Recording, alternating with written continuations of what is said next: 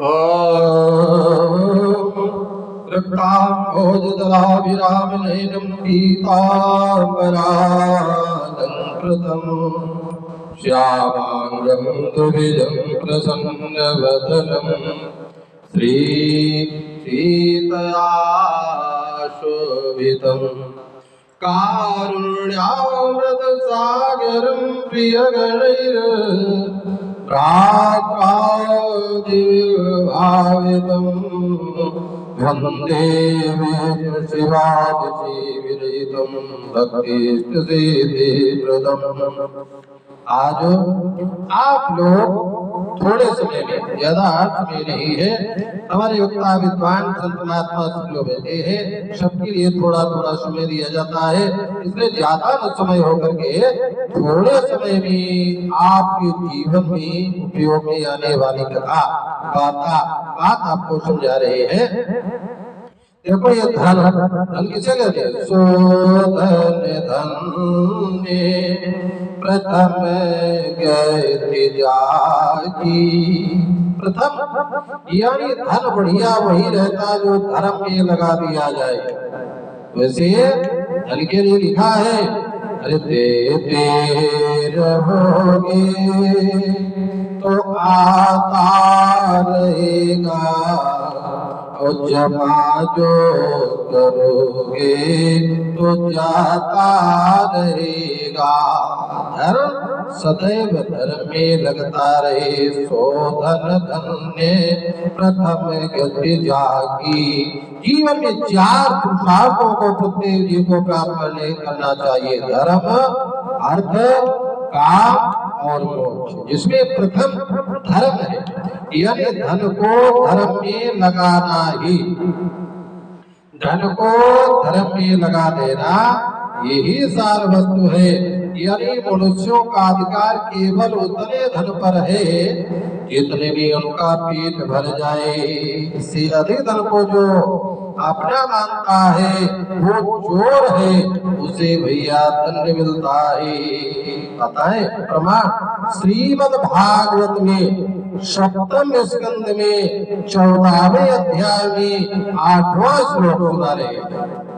यावद् वियेद जठरं तावत् सत्यं हि देहिनाम् अधिकं योऽभिमन्येत सस्तेनो दण्डमर्हति।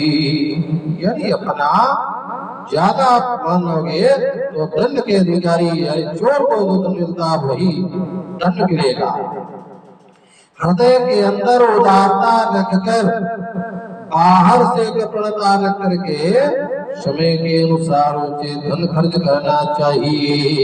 देखो अंदर से भाव ऐसा बने रहे कि हम भुगतान करें, खूब धर्म कर्म में लगाएं, और बाहर से ऐसे दिखाई पड़ोगे बड़ा कंजूस मालूम पड़ रहा है। धन का दुरुपयोग नहीं करना चाहिए। बहुत लोग शराब पीते हैं, लड़ाई झगड़ा करते हैं, ये धन बर्बाद करते हैं। अन्य मतलब ऐसा नहीं करना चाहिए। अन्याय से उपार्जित धन के द्वारा जो पुण्य कर्म किया जाता है, यानी उसका परलोक में कोई फल नहीं मिलता। बोतल डकैती डाल करके आए और पंडित जी को उसमें 11 रुपया दे दिया, कोई फल नहीं मिलने वाला। यानी किसी विशेष कामना, इसका देखो आप महाभारत के उद्योग पर में प्रमाण मिलेगा। अधर्मोपार्जितैरर्थैर्या करोते औषधैकं न सतस्य फलं प्रेते भुंक्ते अर्थस्य दुरागमातो। अन्याय से उपार्जित धन से कोई लाभ नहीं मिलने वाला। देखो किसी विशेष कामना पूर्ण की आशा से जो धन संचित करके रखा गया हो, इसका उपभोग दुख पूर्वक ही किया जाता है। अतः विद्वान पुरुष उसकी प्रशंसा नहीं करते हैं, क्योंकि मृत्यु किसी की कामना के पूर्ण के अवसर की प्रतीक्षा नहीं करती है। इसलिए संग्रह, परिग्रह, धन अर्जन करना, एकत्र करना ये कोई विधान ही नहीं है। इसलिए देते रहो। कहते जो जल बाढ़े नाव में घर भी बाढ़ेगा, दोनों हाथ दीजिए यही सयानों का। लेकिन धर्म में लगाओ, दान करो, और दान कहाँ करो, कैसे करो, ये भी आपको समझा रहे हैं। अपने न्याय पूर्वक उपार्जित धन का 10वां भाग भगवान की प्रसन्नता के लिए किसी सत्कर्म में लगा देना चाहिए। जैसे आपने 100 रुपया न्याय से पैदा किए तो 10 रुपया भगवान के लिए कोई भी सत्कर्म कर दो, दान कर दो, पुण्य कर दो, यज्ञ में लगाओ, भागवत कथा में सुन लीजिए। और कहीं कोई दुखी है, भूखा है, कोई कुआं बनवा रहा है, मंदिर बनवा रहा हो, हमें सत्कर्म में लगा देना चाहिए। ये स्कंद पुराण में वर्णन आता है, जो मनुष्य अपनी स्त्री पुत्रादि पालनी परिवार को दुखी करके दान करता है, बहुत उत्तम बात आपको बता रहे हैं, उसका वो दान जीते हुए तथा मरने पर भी दुखदायी होता है। जैसे आपने 100 रुपया पैदा किए, जानते हो, और आपने 50 रुपया दान कर दिए, 50 रुपए में आपके परिवार का पालन पोषण नहीं हो सकता, यानी जो भूखे रह रहे हैं, तो वो दान उत्तम नहीं होता है, दुख देने वाला होता है। यानी परिवार के पालन पोषण करने के बाद में न्याय से उपार्जित धन का 10वां भाग भैया दान करना चाहिए। मनुस्मृति में वर्णन आता है,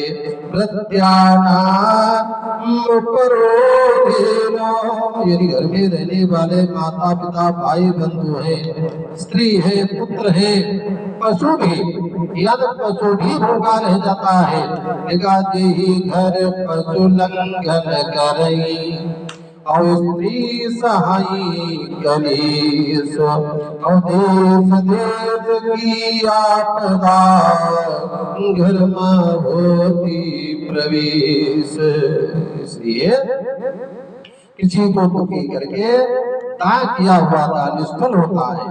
कौओं, ब्राह्मणों और रोगियों को सब कुछ दिया जाता हो, उस समय जो न देने की सलाह देते हैं वे मरकर प्रेत होते हैं। यानी कोई दान कर रहा हो, गाय है, ब्राह्मण, रोगी, इनको सब लोग दान कर रहे हो, और उसमें कुछ लोग टांग लगा देते हैं, न देने की सलाह देते हैं, तो उनको मरने के बाद में प्रेत होना पड़ता है। जानते हो कहाँ लिखा है? स्कंद पुराण के प्रभास कुंड में, अरे दीयमानं तो विप्राणाम बोधोत्यातुरेषु च माते ही दीप जल पंते ते प्रेता भवन्ति च। इसे कोई दे रहा हो उसमें सहयोग करो को भैया, थोड़ा और बढ़ा दो, इसमें दान में सहयोग की भावना रखो। देखो, तिल, अक्षत, चावल, कुछ जल, इनको हाथ में लेकर के दान देना चाहिए, अन्यथा उस दान पर दैत्य लोग अधिकार कर लेते हैं। किसी को दान करो तो कुछ ले लो, तिल हो, चावल हो, जल होना चाहिए, तो इसके बगैर दान करते हैं तो दैत्य लोग ले जाते हैं। पितरों को तिल के साथ और देवताओं को अक्षत के साथ दान देना चाहिए, परंतु जल और कुछ सब में लगा रहना चाहिए। स्कंद पुराण में वर्णन आता है, देखो, तिलयुक्तम पितॄणाम च देवानाम अक्षतैषा तोयं सर्वाज सर्वत्र एवं गृह्णन्ति नासुरा।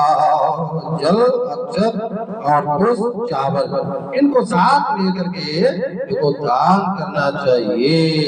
मतलब देने वाला पूर्वाभिमुख होकर दान दे और लेने वाला उत्तराभिमुख होकर उसे ग्रहण करे, तो ऐसा करने से दान देने वाले की आयु बढ़ती है और लेने वाले की आयु क्षीण भी नहीं होती है। यानी देने वाला पूर्व हो और लेने वाला उत्तर मुखड़ा निकाल देना चाहिए।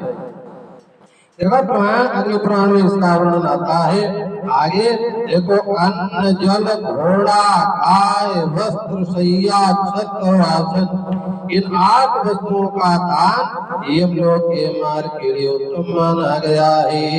8 चीजें बहुत उत्तम। देखो, अन्न दान करो, जल दान करना चाहिए, अरे घोड़ा दान कर दो, गाय दान कर दो, वस्त्र शैया, छत्र माने छाता और आसन, ये 8 प्रकार के दान जब आप लोग यमपुरी जाते हैं तो रास्ते में ये सब प्राप्त होते हैं।